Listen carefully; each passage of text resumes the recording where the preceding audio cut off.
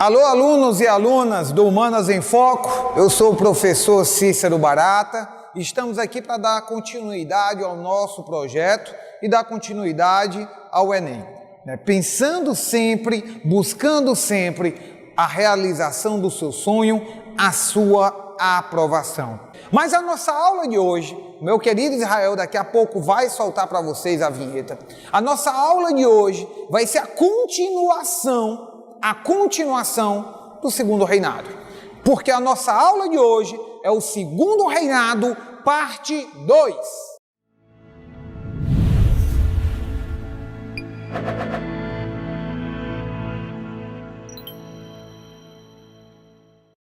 Vamos tentar lembrar uma coisa aqui, meu aluno. O segundo reinado começou em 1840, a partir do momento que existiu o golpe da maioridade. O jovem Dom Pedro II assumiu um país que estava preso a várias instabilidades. Estávamos passando por uma crise econômica, porque o nosso produto era fraco economicamente. Estávamos passando por uma discussão política, uma briga política entre os liberais e os conservadores pelo poder. Quando ele assumiu em 1840, logo ele tentou fazer um equilíbrio das forças. Ele tentou fazer com que os liberais e os conservadores pudessem conviver dentro do mesmo governo. Daí surgiu o sistema que chamamos de parlamentarismo às avessas. Quando ele iniciou em 1840, aquele seu governo, o Brasil economicamente estava fraco. Não adiantava tentar organizar o país somente politicamente. Não adiantava ele tentar organizar a política só, ele precisava organizar também a economia. E isso é importante, meu aluno, é importante que vocês notem, porque quando Dom Pedro II chegou, tomou a coroa, tomou a posse em 1840, ele passou a ser o governante do país.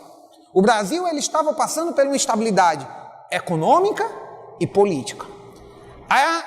A instabilidade política, Dom Pedro II tentou resolver criando alternância de poderes. Beleza. Não foi da noite para o dia que ele conseguiu fazer isso. Porque vocês têm que lembrar que inicialmente ele vai nomear os liberais para ocupar o cargo. Só que em 1842 ele vai nomear os conservadores, botando em prática a sua política de alternância. Acabou gerando uma revolta, a famosa revolta liberais, que aconteceu em Minas e em São Paulo. Não se esqueça disso. Mas os liberais parece que notaram assim, disseram, opa, calma aí, eu entendi o que ele está querendo, e aí acabou a revolta acaba sendo sufocada. Lembrem que essa revolta que já tínhamos falado na aula anterior, que essa revolta teria sido sufocada pelo Barão de Caxias, o qual receberia o título. Observe muito bem que aquele bom senhor, ele foi então encaminhado para acabar com outra revolta, a Revolução da Farroupilha. A Farroupilha, muito bem, lembra da revolta da Farroupilha, a última revolta lá daquele período regencial, a última revolta do período regencial que ainda permanecia no segundo reinado? Em 1845, esse homem chamado Barão de Caxias acabaria sufocando também a Revolução da Farroupilha e, em troca, receberia o título de Duque de Caxias. Então, em 1845, a revolta também teria sido sufocada. Parece que está todo mundo entrando no acordo. Só que aí você tem que lembrar uma coisa, meu aluno. Você tem que lembrar uma coisa, vamos focar. Por que essas revoltas estavam acabando? Por que a política estava se organizando? Porque, meu amigo, estaríamos começando a ter o lucro de um produto super importante para a história do Brasil. Um produto fundamental na nossa sociedade. É o que a gente chama do café. O café brasileiro, em 1845, começou a ganhar no mercado internacional e agora passava a ser o principal produto da nossa economia.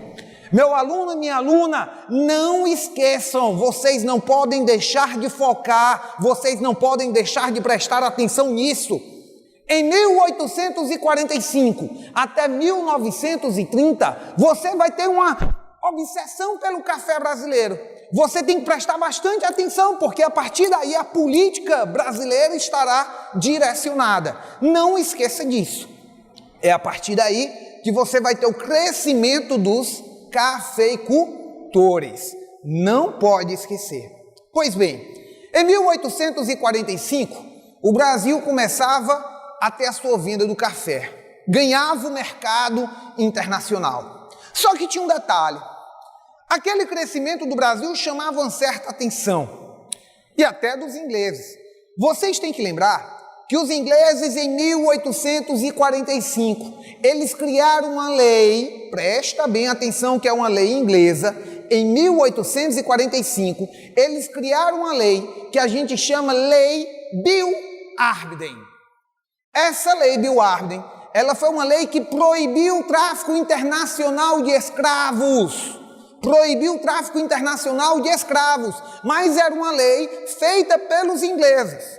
E que, resumindo, bem rapidinho aqui, meus alunos, ela praticamente era o seguinte: se uma embarcação estivesse saindo da África com negros, fosse aliada à Inglaterra, e fosse parado pelo navio inglês, se ela estivesse saindo da África, embarcação cheia de negros, e fosse parada pelo navio inglês, essa embarcação teria os seus escravos libertos, porque os negros teriam que voltar para a terra de origem, a embarcação teria que pagar uma multa enorme e teria a embarcação apreendida. Aquela história que a gente tem que observar, barato, então quer dizer que existia uma redução do número de escravos no Brasil, ou então não, uma redução da questão do tráfico de escravos? Não, pelo contrário, fez foi aumentar. A gente tem que lembrar que o que é mais, tudo que é proibido, né, o povo gosta mais, fica aquela coisa mais excitante, o povo gosta, né? Então tudo que é proibido fica mais gostoso, né? A brincadeira que a gente fala. Então você tem que prestar muito bem atenção nisso. A partir de 1845, com a Lei Bill-Arbiden, a lei que proibiu o tráfico internacional de escravos, era uma lei brasileira? Não, era uma lei inglesa. Essa lei, ela diminuiu a quantidade de escravos no Brasil? Não, ela fez foi aumentar. Aí você tem que observar o seguinte: o negro começou a vir cada vez mais para cá e o povo querendo comprar cada vez mais e mais o negro, porque sabia que ia ficar um produto cada vez mais difícil. Meu amigo, o que gera a inflação de um produto é a procura sobre aquele produto. Isso é simples. O que é que faz uma inflação acontecer? O que é que faz um preço do produto subir? Um exemplo de um carro: se você quer comprar um carro, aquele carro dava para ser vendido por 40 mil, mas todo mundo quer comprar aquele carro. Você acha que alguém vai vender aquele carro por 40 mil? Não, ninguém vai vender por 40 mil. Pois então você observa o seguinte: em 1845, a quantidade de negros que vinham para o Brasil foi bem maior. Aumenta-se. O que é que o Enem gosta de cobrar em relação a isso? Às vezes eles colocam tabelinhas como essa aqui, que vai mostrar o percentual, a quantidade de negros que está vindo de um canto para o outro, de um ano para o outro. E se você observar bem, a quantidade de negros que vai ter no Brasil a partir de 1845 vai ser bem maior o número do tráfico do que os anos anteriores. Tá joia? Então, se liga aí, uma dica para você, tá bom? O que é que acontece? Esse negro, quando chegava, que ele chegava supervalorizado, e o café precisava da mão de obra. Mas teve um homem chamado Senador Campos Vergueiro. Campos Vergueiro, ele teve uma ideia. Se o negro está muito caro e eu preciso de uma mão de obra, eu vou ter que resolver esse problema. Como seria esse problema? Ele pensou nisso: eu preciso de uma mão de obra. Aí que tá. Se você olhar, essa questão do café já chama a atenção por dois fatos importantes na história geral. Qual, barata? Pergunta a você, meu caro aluno, e eu quero ver se você vai conseguir responder aí. Qual foi o motivo que os ingleses estavam querendo proibir o tráfico de escravos para o Brasil. Como é, meu aluno? Muito bem.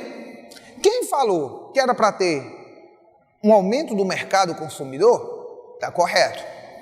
Agora, só foi isso? Não. Veja o seguinte, qual era o motivo que os ingleses queriam defender o fim da escravidão? Por que é que os ingleses pressionavam tanto o fim da escravidão? Eles queriam aumentar o mercado consumidor? Corretíssimo. Eles eram bonzinhos? De jeito nenhum. Você tem que lembrar o seguinte, em 1750, tivemos a primeira Revolução Industrial. Essa revolução aconteceu na Inglaterra. Em 1750, existe um aumento da produção de mercadorias. Se tu está produzindo mais, tu precisa encontrar mercado consumidor. Tudo bem, mas estava tudo dando certo. O problema é que de 1850 para lá, a gente já inicia a segunda fase da Revolução Industrial. Qual foi a segunda fase, meu caro aluno? A segunda fase da Revolução Industrial foi aquela segunda fase que ampliou-se para a Europa, foi para os Estados Unidos e alcançou o Japão. Então é bom que você lembre disso.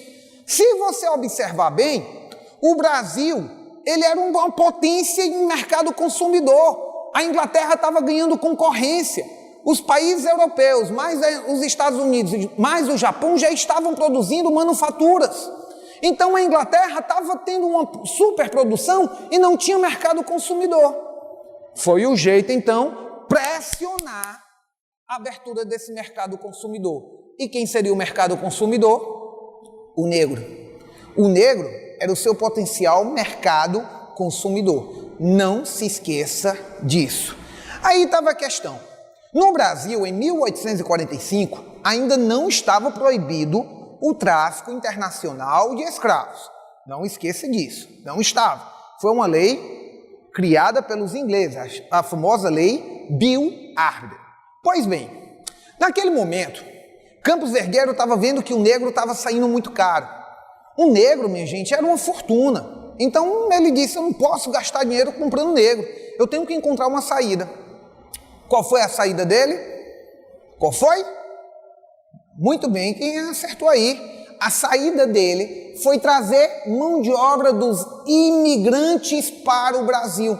Ele começou a trazer mão de obra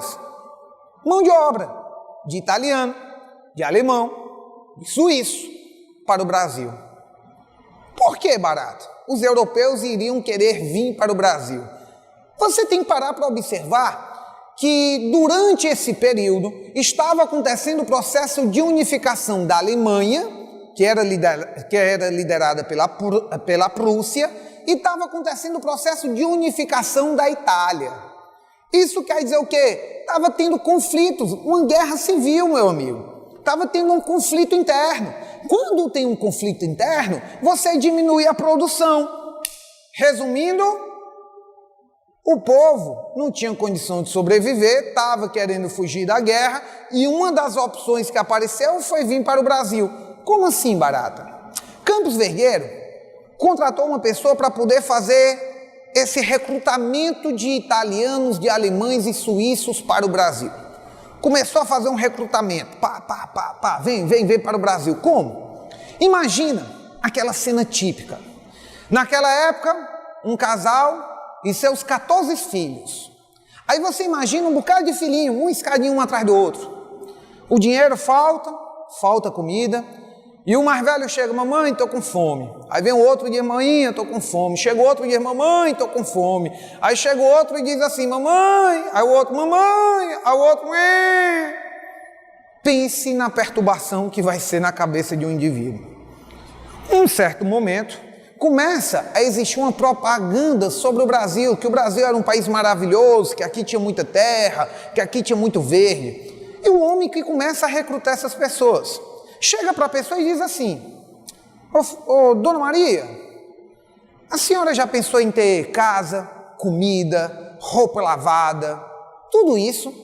A mulher vai ficar surpresa, vai dizer, o que eu preciso fazer para o senhor? Não é para mim não. Deixa eu lhe dar uma sugestão.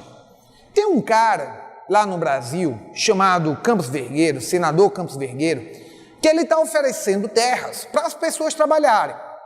Lá dá muito café, ele quer mão de obra para trabalhar no café, e ele dá uma condição: tudo que a senhora plantar lá, metade é dele e metade vai ser da senhora. Se a senhora quiser, ele compra a sua metade. Ela pegou e disse: meu filho, muito bom, mas tem um problema, eu não tenho condições de ir para o Brasil. Ah, não se preocupe com isso não. Eu já disse a você, meu aluno e minha aluna, toda vida que alguém falar para você, não se preocupe, porque algum problema vai vir, alguma coisa vai vir. O que é que vai ocorrer? Quando ele disse não se preocupe, foi porque ele vai simplesmente dizer assim para a mulher: olha, o senador, ele vai pagar suas passagens, todo o seu custo de viagem. Quando a senhora chegar lá, a senhora vai ganhar uma terra e vai ganhar comida. Tudo que a senhora plantar, ele vai descontar. Com o passar do tempo, ele vai descontando, até a senhora quitar a sua dívida. Meu amigo, quem estava lá no desespero, vai pegar a primeira embarcação, vai vir para o Brasil. Quando chega aqui no Brasil, essa mão de obra dos imigrantes, eles vão estar trabalhando num sistema de semi-escravidão. Não é um sistema de escravidão, mas é um sistema de semi-escravidão. Por que, Barata? Porque esses imigrantes só poderiam deixar a propriedade no dia que quitasse sua dívida. E lembrem que muitos desses imigrantes, quando vinham para o Brasil, eles não recebiam uma terra boa. Então a plantação deles poderia ser ruim. Vejam que tudo que eles iam comprar na mercearia do senhor, do senador. Então, quando eles iam comprar, o preço era muito caro. O custo para eles pagarem isso não queria acabar essa sua dívida. Só que tem um problema. Esse sistema de semi-escravidão, ele foi chamado de sistema de parceria. Sistema de parceria. Então veja, com a introdução do café brasileiro em 1845, um cara chamado Campos Vergueiro, ele vai substituir a mão de obra brasileira, melhor dizendo assim, porque ele vai deixar de comprar o negro escravo. Por que, Barata, que ele deixa de comprar o negro escravo? Porque o negro escravo é muito caro. Então ele vai deixar de comprar o negro e vai começar a trazer uma mão de obra para o Brasil, custeando as passagens, para que depois as pessoas pudessem o pagá-lo tranquilo. O que é que vai acontecer? Esse cara chamado Campos Vergueiro traz o imigrante para cá, substitui a mão de obra escrava pela mão de obra de semi-escravidão. Essa relação de trabalho que o café implementou aqui, a gente vai chamar de sistema de parceria. Só que tem um problema. Um desses imigrantes conseguiu fugir. Aí eu acho interessante, meu caro aluno do Humanas em Foco, quando a gente pensa em fugir, a gente pensa em fugir para uma cidade ali vizinha, para uma cidade um pouco mais distante e tudo mais. Naquela época, quando o povo pensava em fugir, o povo pensava em fugir para a Suíça. Olha aí, coisa chique. Vou fugir para a Suíça. É chique demais esse negócio, viu? Bacana. O imigrante fugiu para a Suíça. Ao chegar na Suíça, ele escreveu um livro, As Memórias de um Colono no Brasil, mostrando que toda aquela propaganda criada, tudo aquilo criado, cara, era uma farsa. Tudo foi uma mera farsa criada para que pudesse um imigrante ir para o Brasil. Tu acredita? Resultado, o governo italiano vai acabar intervindo e vai proibir a vinda dessa mão de obra italiana para o Brasil. Tá joia? O sistema de parceria estava dando como fracasso. E aí, Barato, o que foi que aconteceu? Nesse meio período, você vai ter uma revolta que a gente vai chamar de última revolta de fato de caráter liberal, que vai ser a Revolução Praieira, a de 1848, a última revolta, porque depois disso a gente vai iniciar o que chama de Pax Imperial. Vamos iniciar o período que chamamos de Pax Imperial. Muito bem, Pax com X, uma referência à paz romana. Ele traz essa referência ao período da paz romana. Não se esqueça disso, meu caro aluno humanista aí, meu caro aluno do Humanas em Foco, tá bom? Mas o que é que acontece? Em 1850, Daqui a pouco, na próxima aula, melhor falando, nós iremos falar sobre essa revolução aqui, a Revolução Praieira de 1848, tá bom? Então, mas ela aconteceu justamente nesse processo aqui de transição, tá bom? Foi a última revolta liberal. Um detalhezinho, esse sistema de parceria, meu caro aluno, ele não estava dando certo, e aí era necessário ser substituído. Em 1850, o Brasil assinou a sua primeira lei abolicionista, a primeira lei abolicionista, a Lei Eusébio de Queiroz. Em 1840, o Brasil assinava a Lei Eusébio de Queiroz. Barata, qual a importância dessa lei para dentro da história do Brasil? É a primeira lei abolicionista e foi a lei que proibiu o tráfico internacional de escravos. Muita gente não gostou, muita gente não gostou. Por quê? Porque agora, quem seria a mão de obra? O negro ia ficar cada vez mais caro. Vejam que depois eu vou explicar para vocês que o Eusébio de Queiroz ele fez essa lei não é porque ele era bonzinho não, ele tinha interesses, já que ele estava fazendo escravos, né, já que ele estava procriando escravos para poder vender. Aumentou o mercado interno. Mas veja, em 1850 foi proibido o tráfico internacional de escravos. O sistema de parceria não estava dando certo e era necessário você substituir esse sistema. Foi aí que a coroa interviu e acabou criando o que a gente chama de sistema do colonato. O sistema do colonato. Que é isso, Barato? O sistema de parceria, o sistema de colonato que você não pode esquecer. O sistema de parceria e o sistema do colonato, eles foram sistemas introduzidos logo com a produção do café, com o crescimento da produção do café. O sistema de parceria foi introduzido pelo senador Campos Vergueiro, que trazia a mão de obra do imigrante para o Brasil, num regime de semi-escravidão, certo? O imigrante teria que pagar todos os custos da viagem e também não teria direito, não tinha garantia de boa terra. Já o sistema do colonato foi uma intervenção do governo. O governo sabia que precisava dessa mão de obra. Então, o que foi que o governo fez? Simples. Eu vou chamar os imigrantes, vou garantir aos imigrantes que quem quiser vir para o Brasil, nós pagaremos a passagem. Ele não terá nenhum tipo de custo, ele não terá que reembolsar. Ao chegar no Brasil, o imigrante vai ter garantia que vai receber uma boa terra para o plantio do café. Então, isso dava mais garantias aos imigrantes. Em 1850, o sistema de parceria estava fracassado e vinha o sistema do colonato. Então, vejam, resumindo aí, meu caro aluno, na aula de hoje, eu prestei muito mais atenção sobre essa relação de trabalho incorporado ao Brasil, tá certo? O sistema de parceria e o sistema do colonato, que é isso que eu quero que você pegue de fato da aula de hoje. Agora, eu quero que você note que todo dentro do processo da história do Brasil, o segundo reinado ele começou com complicações. Ele começou a ser resolvido quando criou aquela coisa de alternância de poderes, o parlamentarismo às avessas, que isso é questão importante, porque meu aluno tem que lembrar, 2 vezes na história do Brasil o sistema parlamentarista funcionou. No segundo reinado e durante o governo de João Goulart, Jango, devido àquela campanha da legalidade, promovido por Leonel Brizola. E olha que fato interessante, Leonel Brizola, esse ano de 2016, acabou sendo transformado em herói da pátria. Leonel Brizola. Lembra desse nome aí, que é o mais novo herói da pátria. Vamos falar dele lá na época do governo de João Goulart, tá jóia? Vamos falar um pouquinho mais dele lá na frente. Então veja, o sistema do parlamentarismo às avessas resolveu o problema naquele momento. Momentaneamente, tudo bem, está tudo resolvido. Só que tem um problema. A economia do país não estava bem. Só que até o problema da economia também estaria sendo resolvido a partir de 1845 com o café. O problema do aparecimento do café é o problema que o Brasil teria naquele momento.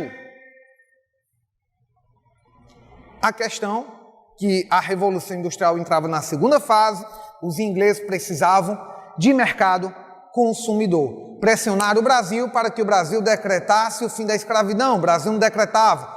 Os ingleses criaram a Lei Bill Army, proíbe o tráfico internacional de escravos. E o Brasil, então, vai criar o sistema de parceria e depois o sistema do colonado, tá bom? Na próxima aula a gente continua falando um pouquinho mais do segundo reinado, vamos para a terceira parte do segundo reinado, já que essa aula do segundo reinado, minha gente, eu divido a tela em 6 partes, para que o aluno possa realmente ficar focado no estudo e possa compreender de fato o segundo reinado. Humanos em Foco está com você para os seus vestibulares. Foco no estudo e vamos com tudo, que a aprovação é nossa. Beijo!